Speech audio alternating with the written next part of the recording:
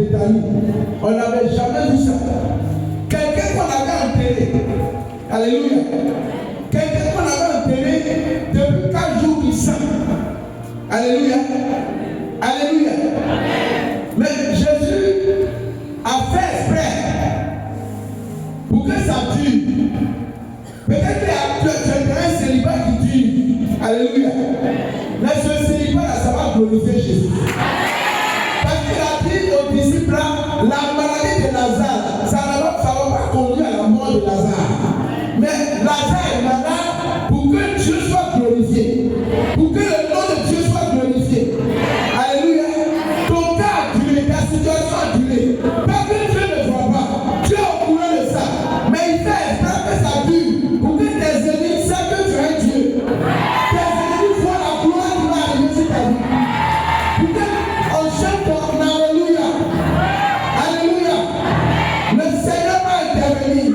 Et il est prêt à intervenir à cette époque. Je dis, il est prêt à intervenir. Pour que ça serve de témoignage aux sorciers de ton village, aux sorciers de ton quartier, aux jeunes de ton travail. Qu'ils aient un témoignage que ton Dieu est vivant. Qu'il y ait un Dieu qu'on appelle Jésus-Christ. Alléluia. Alléluia.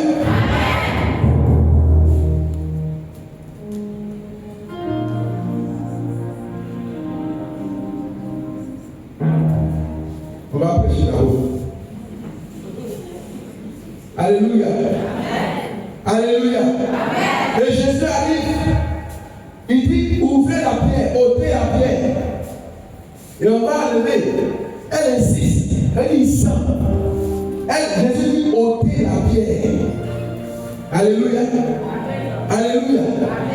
Toi, ta pierre que tu as ôtée là, c'est le fait que tu as fait des efforts pour arriver ici. Si les sorciers ne t'ont pas empêché d'arriver à cette époque, si les témoins ne t'ont pas empêché d'arriver à cette époque, c'est déjà trop tard. Dis, c'est déjà trop tard. C'est déjà trop tard. La pierre est déjà ôtée. La puissance de Dieu va parler. Alléluia. C'est déjà trop tard. Le combat que tu as mené avant d'arriver ici, c'est que le combat est à toi. Si le démon t'a pas empêché d'arriver ici, c'est que c'est déjà trop tard. Ce que tu as prévu pour toi, c'est 3 jours. Tu vas la voir au nom de Jésus. Je dis, tu vas la voir au nom de Jésus. Alléluia. Et Jésus dit, il lève les yeux. Alors qu'on a ôté la pierre, il lève les yeux vers le ciel. Il dit, Père, je te rends grâce. Parce que tu m'as déjà exaucé. Alléluia. Frère, le ciel t'a déjà exaucé. On n'a même pas commencé la retraite. Le ciel t'a déjà exaucé. Dieu t'a déjà exaucé. Au sujet de ton travail, Dieu t'a déjà exaucé. Dieu t'a déjà exaucé pour ta promotion. Pour ton mariage, Dieu t'a déjà exaucé. Dis, Père, je te rends grâce.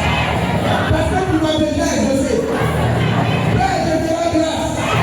Parce que tu m'as déjà exaucé. Père, je te rends grâce. Parce que tu m'as déjà exaucé. Acclame ton exaucement, acclame Jésus.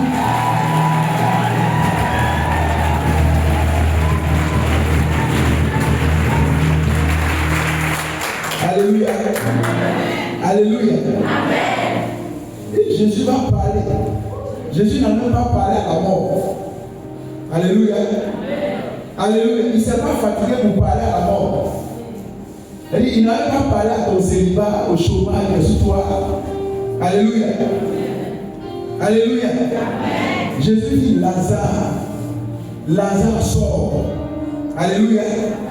Alléluia. À cette époque, ton Lazare va sortir.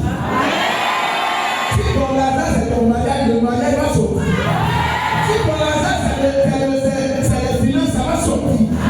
Si c'est la prison, ça va sortir. Si c'est la promotion, ça va sortir.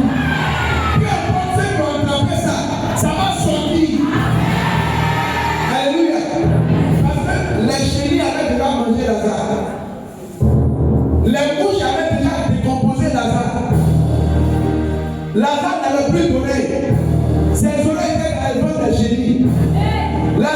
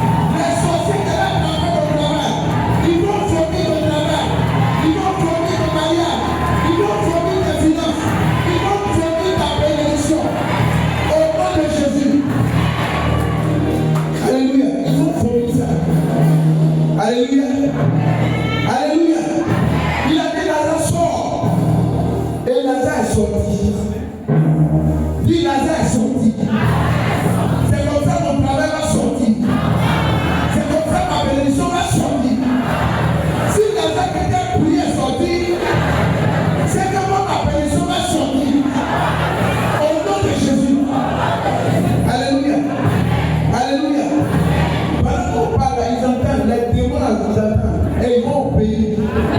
Je dis ils vont au pays. Ils vont au pays. Si ton patron veut bloquer ta promotion, il va au pays. Il va relâcher. Il va relâcher. Alléluia. Et Lazare est sorti. Mais le problème, le verset 44, parle de Lazare qui sort avec un problème. C'est pourquoi nous sommes ici. Alléluia. Le verset 44. La partie là, ça m'a intrigué un peu.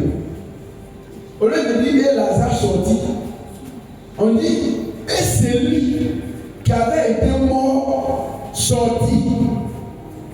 C'est comme ça qu'on n'a plus le nom de Lazare.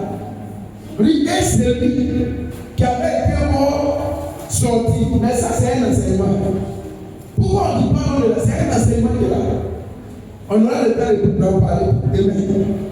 Alléluia. Alléluia. Et il sortit comment? Les pieds et les mains attachés par des bandes et le visage enveloppé d'un linge. Voilà pourquoi à la fin Jésus dit déliez-le et laissez-le aller. Déliez-la et laissez-la aller. Alléluia.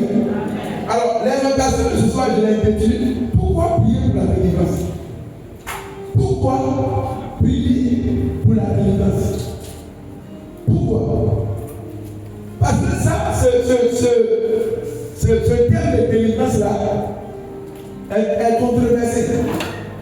Beaucoup disent que quand on a fini d'être baptisé, quand nous sommes baptisés, c'est fini, il n'y a plus rien à faire. D'autres disent quand on est baptisé, il y a encore un travail qu'on peut faire dans la vie de celui qui est baptisé. Qui est déjà baptisé ici? Voilà le bébé. La plupart de nous sommes baptisés. Maintenant tu es baptisé, dis-moi, tu es venu chercher quoi à cette église?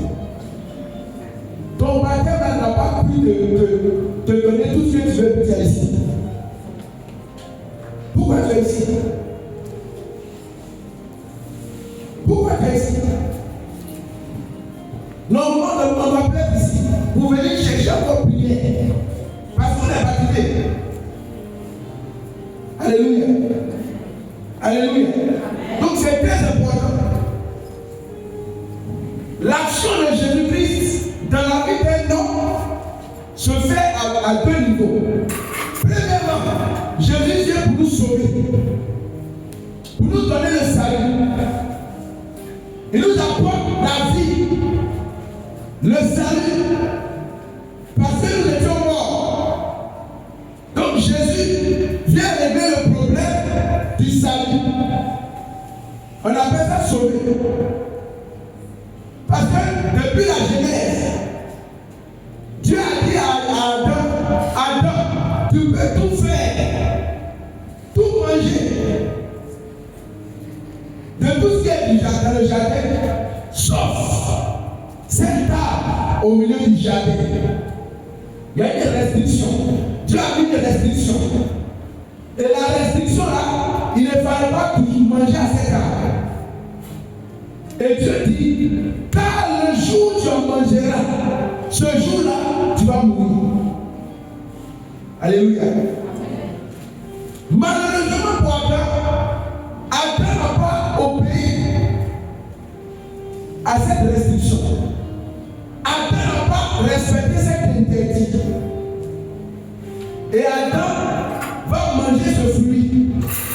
Alors que Dieu avait dit, le jour où tu manges, Adam, fais attention.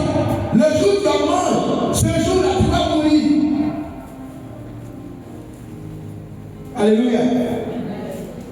Et par la rue du diable, Adam a succombé. Maintenant, quand Adam mangeait le fruit, il est mort ou il n'est pas mort? Répondez, on va continuer. Il y a un gros français derrière la salle. Il est mort. Il est mort spirituellement. Ça veut dire quoi? français, il ne comprend pas bien. Alléluia. Parce que quand j'ai lu la Bible, je vois que après avoir mangé le fruit, où Dieu a dit tu vas mourir, je vois que c'est dans ça. Adam a enseigné sa femme. Alors que quelqu'un, on lui a dit il va mourir. Dans ça, il a fait un enfant, Caïn. Il a enseigné encore sa femme, Abel. Après avoir 5, ainsi de suite. Alléluia. Et quand je lis bien, Genèse chapitre 5, verset 6, 7, 8 là-bas, on dit lorsque Adam, après avoir engendré Seth, son troisième fils, il a vécu encore 800 ans. 800 ans. Après son troisième enfant, Seth, il a vécu 800 ans. Pour quelqu'un, ceux qui on avait dit, si tu fais ça, tout le monde, tu vas mourir. Il a vécu au minimum, c'est plus que ça. Au minimum 800 ans. Puisque l'ensemble total de son âge est 930 ans. Alléluia. Donc je suis d'accord avec toi qui a parlé là-bas. Adam est mort à une dimension de sa vie. Parce que l'homme, Dieu a créé l'homme en 3 dimensions. Il y a son esprit qui a été créé en premier. Après, il a fait le corps en deuxième. Et après, par la jonction de l'esprit et du corps, il y a eu l'âme. Genèse chapitre 2, verset 7. Alléluia. Alléluia. Donc, l'esprit qui a été créé, Dieu créa. Genèse 1, verset 27. Dieu créa l'homme à son image. Dieu créa. Quand Dieu a créé, Dieu a créé l'homme en tant qu'esprit. L'homme est d'abord esprit. Et c'est l'homme esprit là qui a l'image et à la ressemblance de Dieu. Alléluia. Mais pour que l'homme vive sur la terre, il faut que l'homme ait un corps.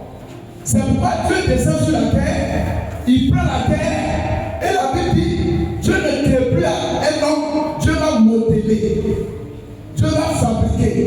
Il va faire un corps. Ce n'est plus la création. Il va donner une forme à l'esprit, à l'homme esprit qu'il a créé. Et quand Dieu finit ce travail-là, il prend l'esprit par un souffle et l'esprit rentre dans le corps. Automatiquement, ça va engendrer l'âme. Et l'homme devient une âme vivante. C'est là que le sang commence à gicler dans le corps de l'homme. Alléluia. Donc, quand Dieu dit tu vas mourir, c'est là. Dans sa première dimension, il ressemble à l'image et à la ressemblance de l'esprit de l'homme. Donc, depuis le péché, l'homme, son esprit s'est éteint.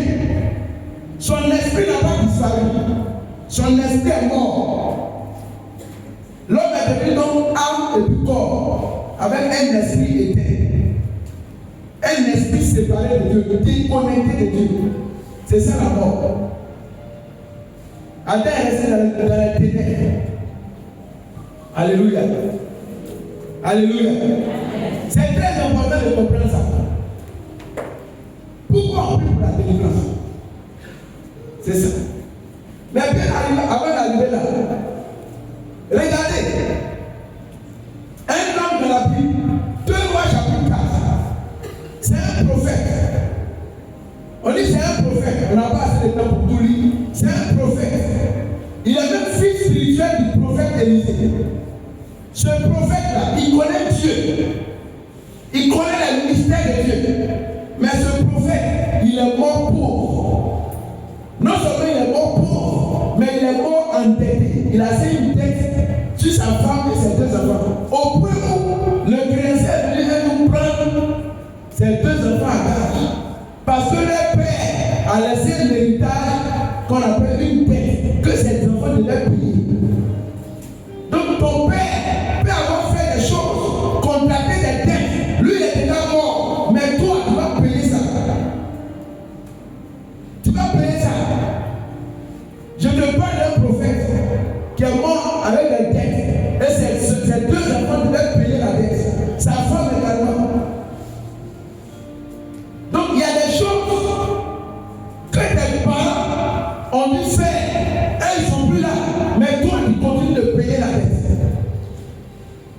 Alléluia. Alléluia.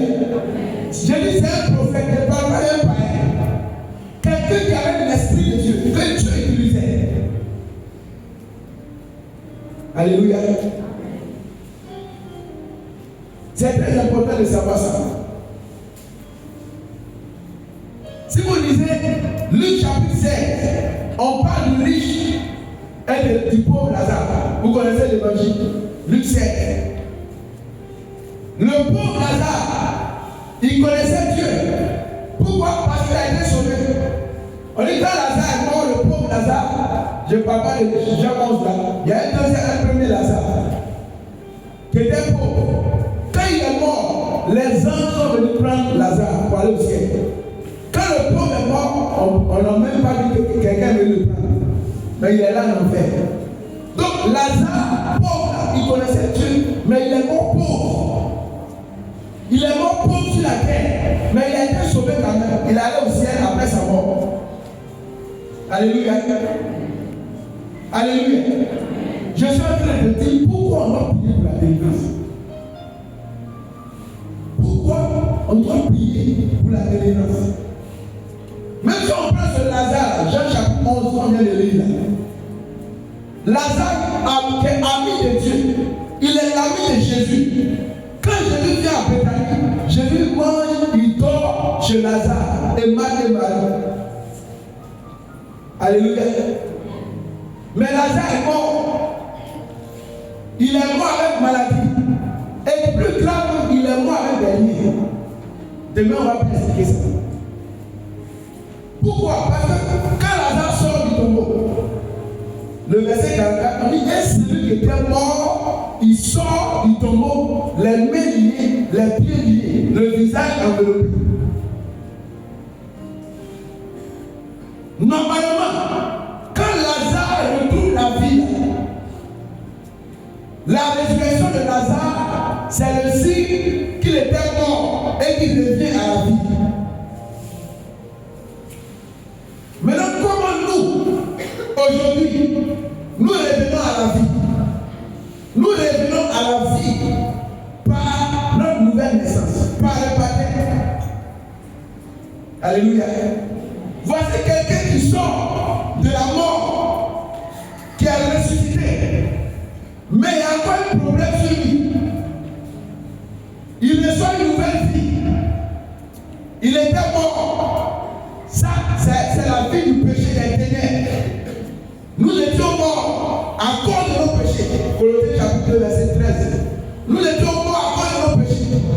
Mais Jésus, par sa mort, nous a donné la nouvelle vie. Comme Jésus donne la vie nouvelle à Lazare ici. Mais Lazare, pourquoi Lazare sort avec les mains et les pieds liés encore? Au point où Jésus dit aux gens, déliez-le. Déliez-le et laissez-le aller. C'est un message.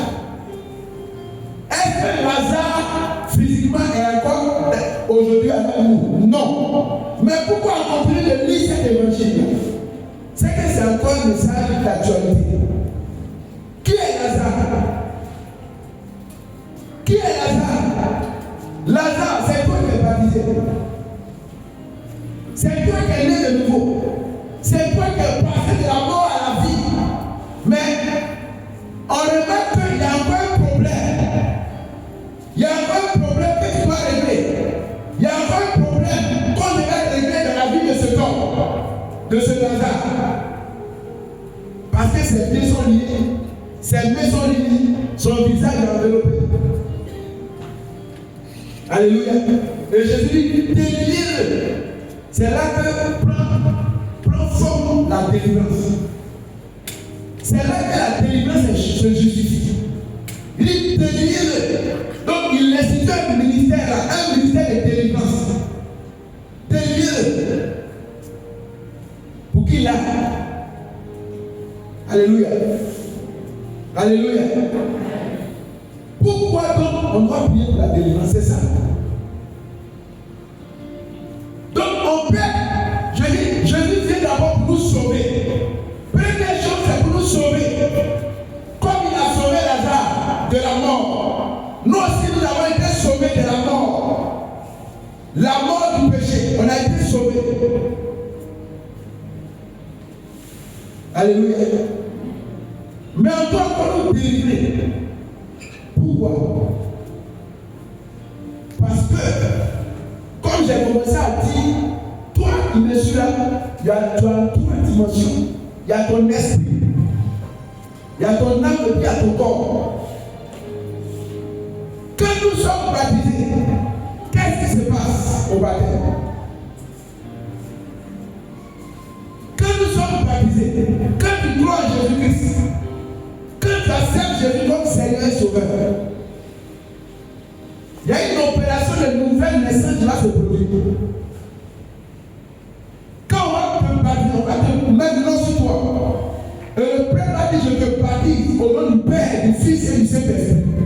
Quelque chose de mystérieux et de surnaturel s'opère à l'instant T.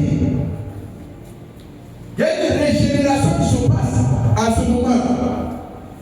Malheureusement, les gens pensent que c'est du cinéma. Demandez à votre maman, quand elle va à l'hôpital pour accoucher, est-ce que là-bas on lit? On ne lit pas. Alléluia.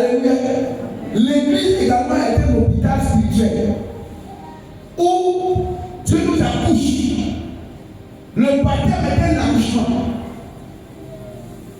La même chose qui se passe à l'hôpital, ça se passe à l'église. Le jour de ton baptême, il y a un accouchement qui se produit là. Alléluia. Donc, le Saint-Esprit vient. Le premier rôle du Saint-Esprit, ce n'est pas de donner un nom spirituel. Le premier rôle du Saint-Esprit, c'est de te sanctifier. C'est de sanctifier. Un rôle de sanctification. Il sanctifie quoi? Il sanctifie ton esprit qui était mort. Donc quand on verse l'eau sur toi, l'Esprit Saint vient dans ton esprit. Et le Saint-Esprit va réveiller ton esprit qui était mort. Le Saint-Esprit va ressusciter ton esprit. Et ton esprit est purifié, sanctifié, régénéré. Et ton esprit renaît.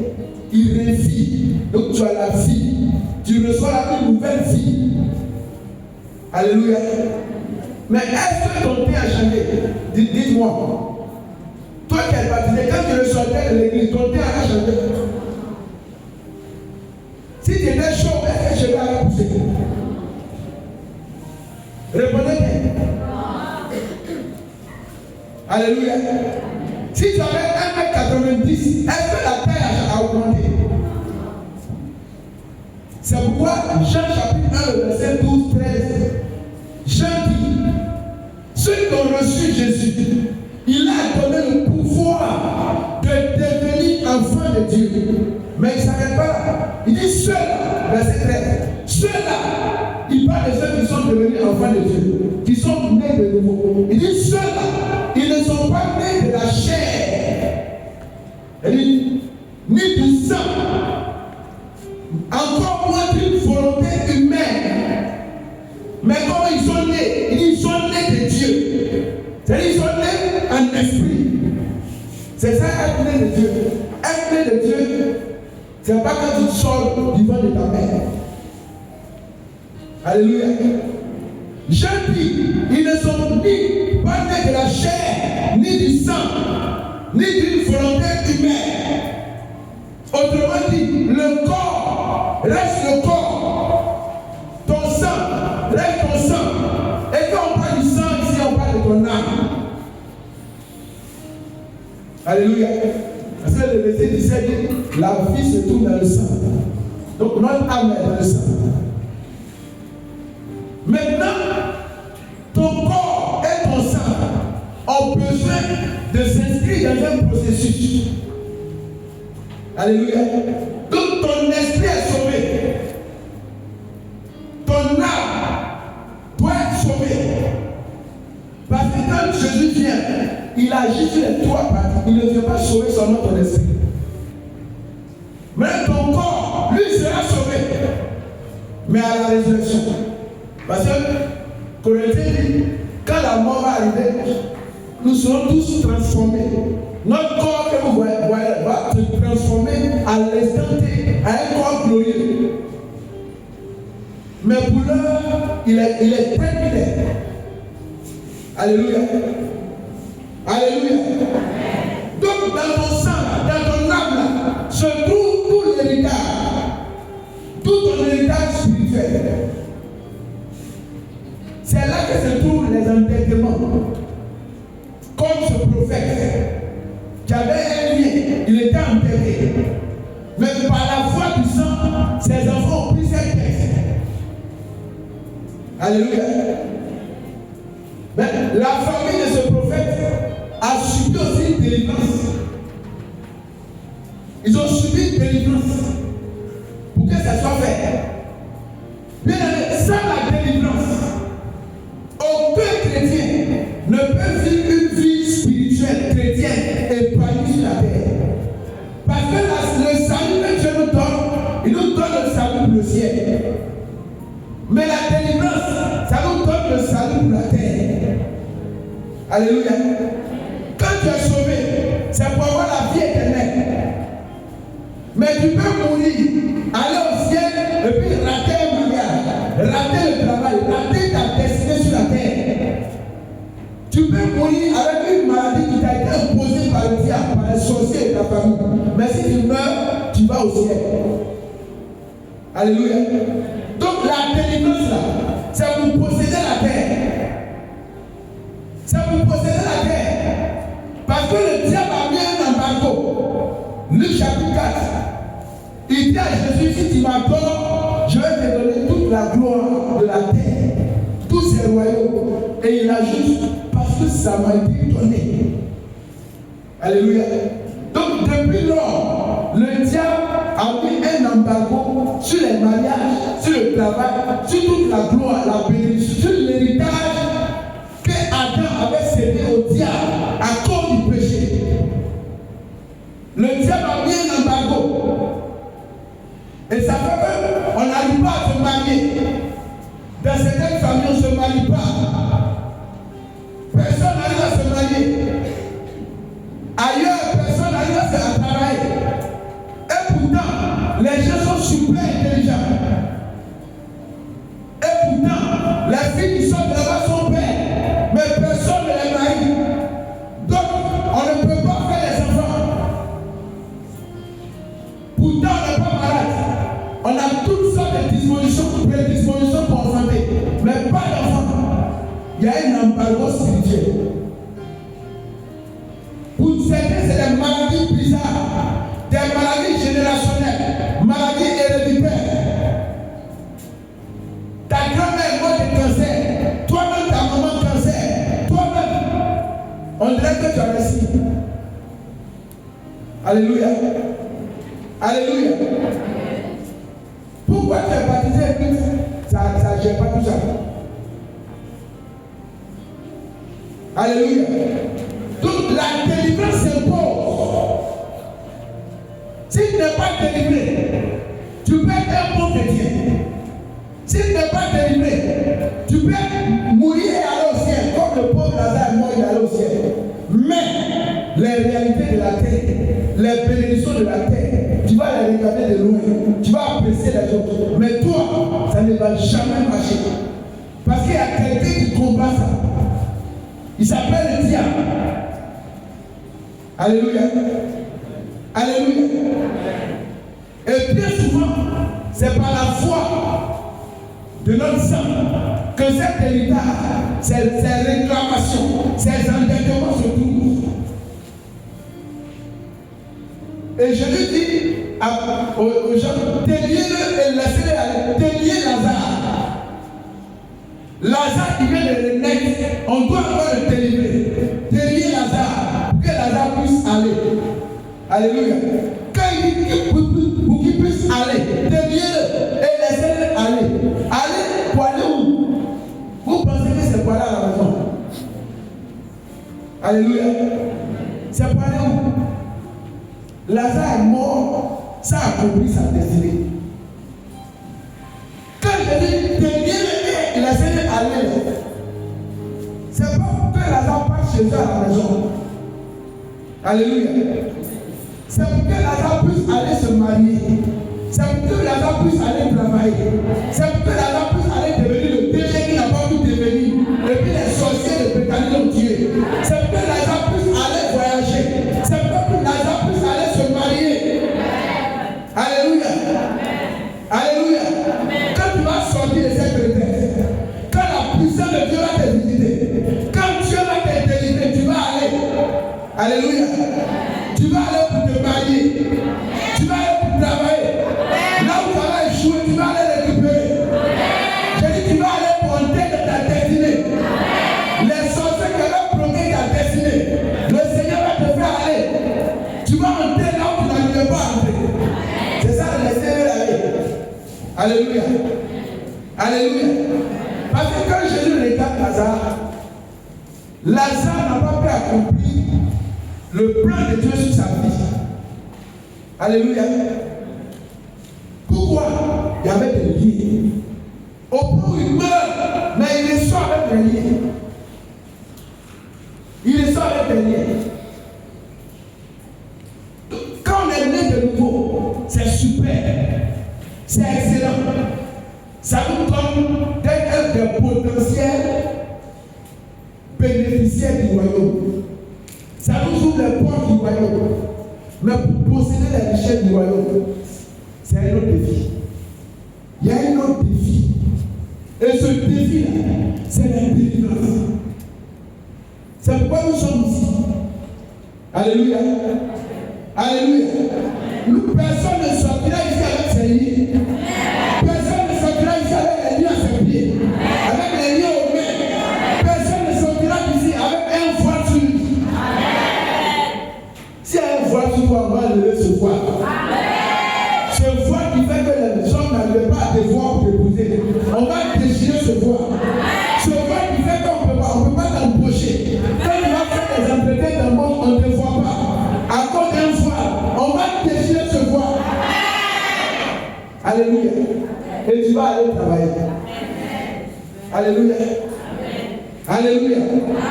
C'est très important, frères et sœurs. Donc la délivrance s'impose pour nous. Tu dois chercher ta délivrance. Pas que Dieu ne t'a pas béni. Éphésiens 1:3, Dieu nous a déjà béni de toutes sortes de bénédictions spirituelles en Jésus-Christ. Mais pourquoi on n'a pas ça? Il y a un embargo. Le plus souvent, il y a des embargos. Il y a des blocages. Il y a des blocages. Il y a des blocages. Et à cette retraite, Dieu s'est levé pour te débloquer. Dieu s'est levé pour te libérer. Dieu s'est levé pour briser les lignes. Dieu s'est levé pour casser les chaînes.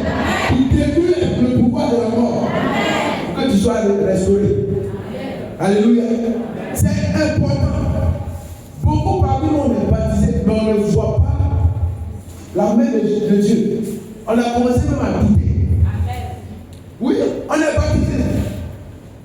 Mais pour avoir une petite bénédiction, au point où on peut douter, tu fais des jeûnes, 21 jours, 40 jours, 60 jours, et puis aller. Et puis aller. Tu fais des rosaires, des veillées nocturnes. Tu te tapes de nuit avec pour avoir ceci ou cela, mais ça ne vient pas. Est-ce que Dieu n'entend pas ta voix? Ou bien Dieu n'est plus agissant? Ou bien il n'est pas puissant? Il y a un blocage. Alléluia. Alléluia. Il y a un blocage. Tu as bien fait de donner ta vie à Dieu. Tu as bien fait d'être baptisé. Mais tu as bien fait aussi d'être à cette retraite. Alléluia. Parce que ce qui te maintenait dans les échecs, ça va rester ici au nom de Jésus. Je dis, ça va rester ici au nom de Jésus. Et toi, tu vas repartir, restaurer, comme Lazare. Alléluia. Alléluia. C'est très important, les frères. Si on ne prie pas, regardez, Israël, qui était en déportation, dans le décret, ça devait durer 70 ans. Mais les 70 ans, ça avait déjà expiré. C'est-à-dire le délai était déjà arrivé. est toujours en captivité, en Babylone. Alors que la fin du contrat, du décret est arrivée, mais ils ont toujours lié. Il a fallu que Daniel reçoive la révélation à travers les livres et se mette à prier. Maintenant, je me suis posé, si le décret avait expiré, pourquoi on prie encore? Pourquoi Daniel devait prier encore 21 jours? Alléluia. Il y a quelque chose qui est important que je dois dire. Romains chapitre 8, je crois bien. On va terminer ici. Romains chapitre 8.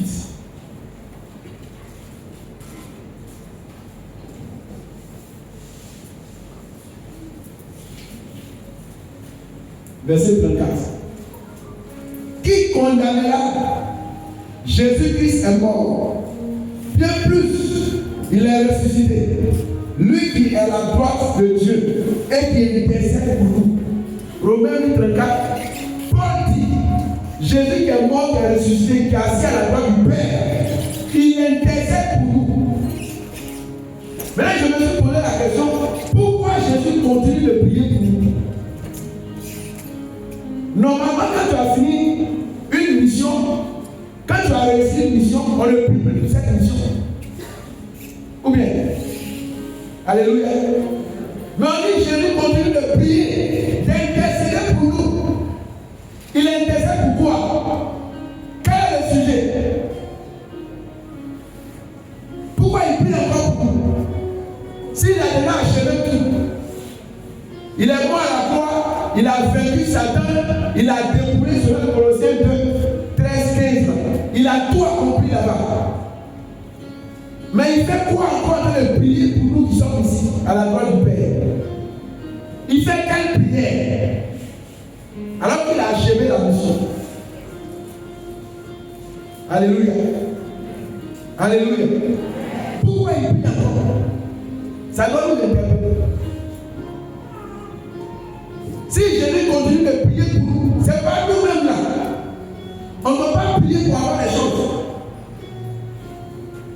Alléluia. Et ceux qui l'ont sauvé, ils sont même capables de retourner encore, de retomber encore dans le chair de celui qui l'a vaincu. Alléluia. Alléluia. Donc la délivrance est une nécessité.